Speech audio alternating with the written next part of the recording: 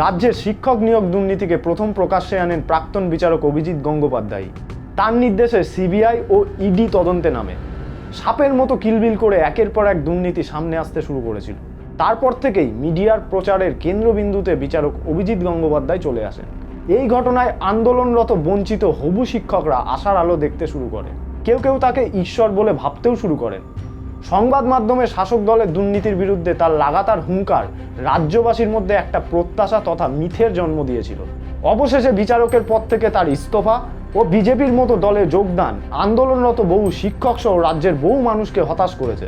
আবার তিনি যখন রাজ্যের শিক্ষক নিয়োগ দুর্নীতি নিয়ে একের পর এক রায় ও নির্দেশ দিচ্ছিলেন, তখন তাকে মিডিয়ার কাছে রাজ্যের শাসক দল তৃণমূল কংগ্রেসের বিরুদ্ধে রাজনৈতিক বক্তব্য পেশ করতেও দেখা গিয়েছিল।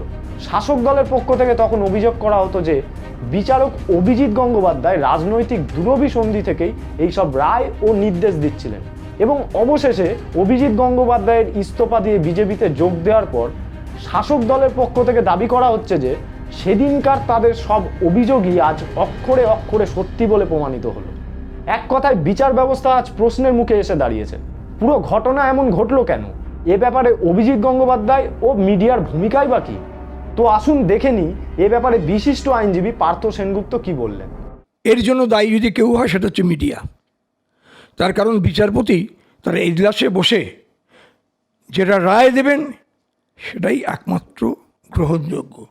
মুখে কি বললেন যেটা আদেশে যাবে না, সেটাকে যদি আপনি ফোকাস করেন তাহলে যিনি ফোকাস করছেন দায়িত্বটা তার।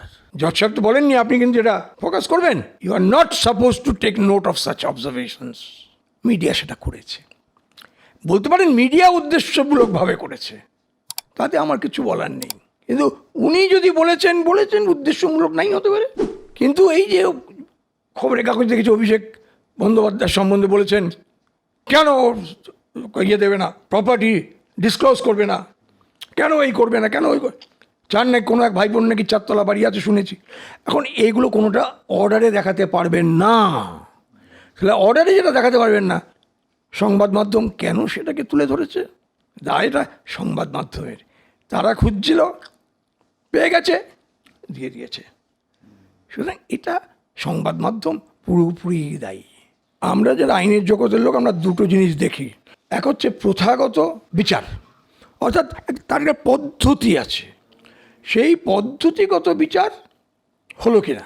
উনি সেই পদ্ধতিগত বিচারটাকে দূরে সরিয়ে রেখেছেন। উনি বলছেন একদম এই ঘটনা ঘটেছে করো, কিন্তু পদ্ধতিটা মানার প্রয়োজন বোধ করেননি। ফলে যারা কনজারভেটিভ স্কুল অফ ল তারা বলবে এই তো আইনের এবিসিডি মানল না। কিন্তু যারা সাবস্ট্যান্টিভ জাস্টিসের কথা বলছে তারা বলছে অত পদ্ধতি মানতে গেলে তো এই এত চুরির হদিশ পাওয়া যেত না।